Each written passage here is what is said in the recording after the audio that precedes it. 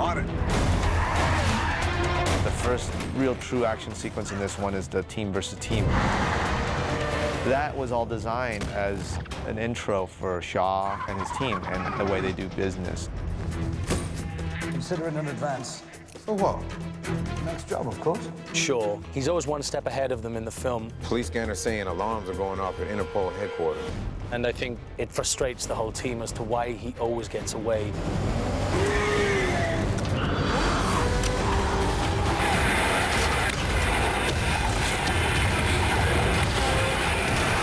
I think the idea is also you want to start selling the implosion. You want to go getting sucked in. Gotcha. And then you go to the wide. Yeah. It's about telling the story of Shaw. This is a big intro of this catastrophe happening right behind him. Shaw breaks free, and he just comes head on the police. Dom, Brian, and the rest of the guys are all chasing him. On a movie like Fast 6, we want to make it a little grander, a little bigger. So Justin comes up with these ideas. And I was going to do a dolly shot here, so you can see all the pop, pop, pop, pop, pop, pop, pop. Right. We talk about them, and we come up with these pretty incredible sequences.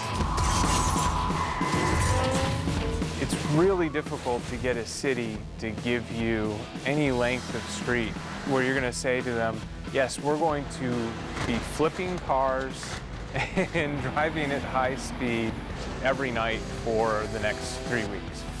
Most cities are going to say, no.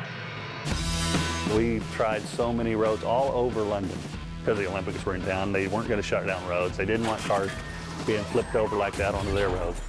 And then Glasgow finally said, okay, you can do it. We got lucky with Glasgow. They let us do some pretty crazy stunts.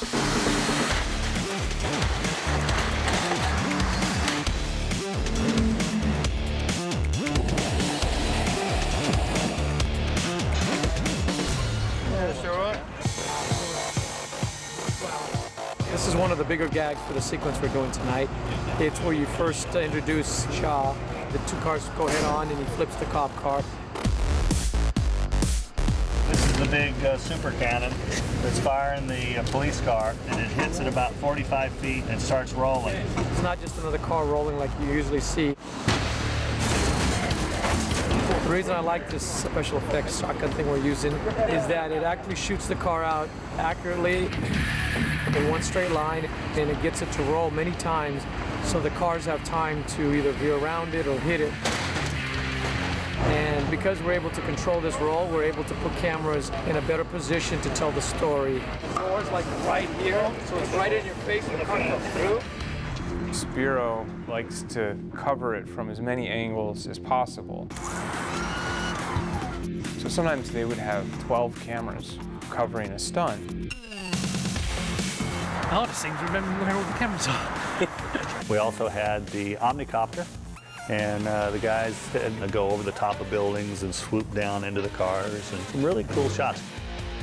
The primary challenges in a visual effects sense is that it's Glasgow, it's not London. So strategically taking those buildings and replacing them with computer-generated versions of buildings from London.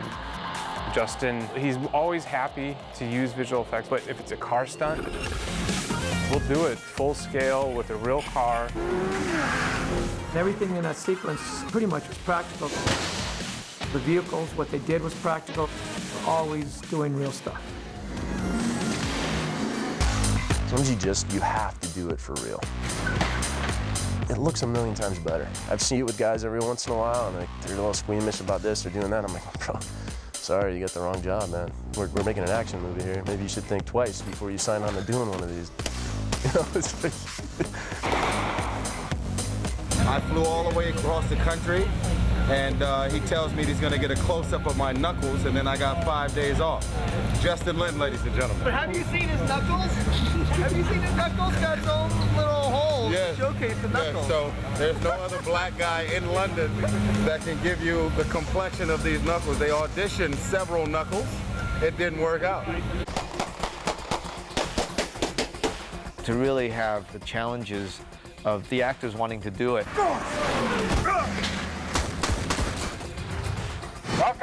Nailed it. That to me is a good sign that we're always pushing the boundary. Yeah, it feels better. The rock actually jumps out of a moving car and lands on top of the flip car. That was a pretty tricky thing to get this rock, who's actually probably bigger than the flip car himself. We've got drivers that are absolutely phenomenal drivers. Really, just go. Let's go.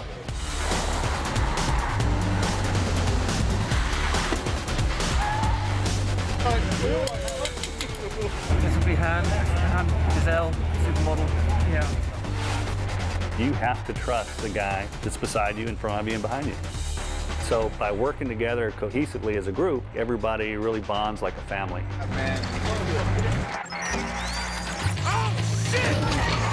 Andy Gillett said, let's do something different instead of flipping a car down the street.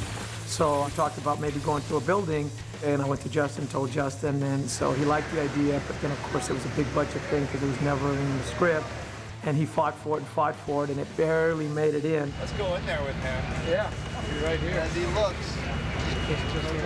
The thing I've learned about doing Fast and Furious franchise, never limit yourself. You shoot for the moon, literally, and only good stuff will come out of it. We did the first take, which he didn't get in, but we got a good lead up to it. When you cannon a car, you can't really be perfect on it, precise. You get the best drivers, you get the great effects guys, and they put you in a situation to be close, but there's a lot of variables. And then the second take, he went through, and it got ended up being perfect. Okay, let's do it. 3, 2, 1, action!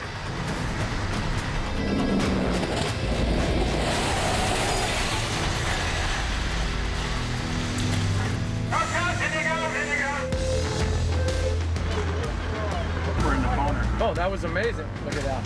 Yeah. Driving the cars, it's just a ball. The grin on all the guys' faces every shot, they're just grinning, having a good time. And they should be. That's what it's all about. It's all about having fun. When you can work with people who love doing their jobs, only great things can happen from that.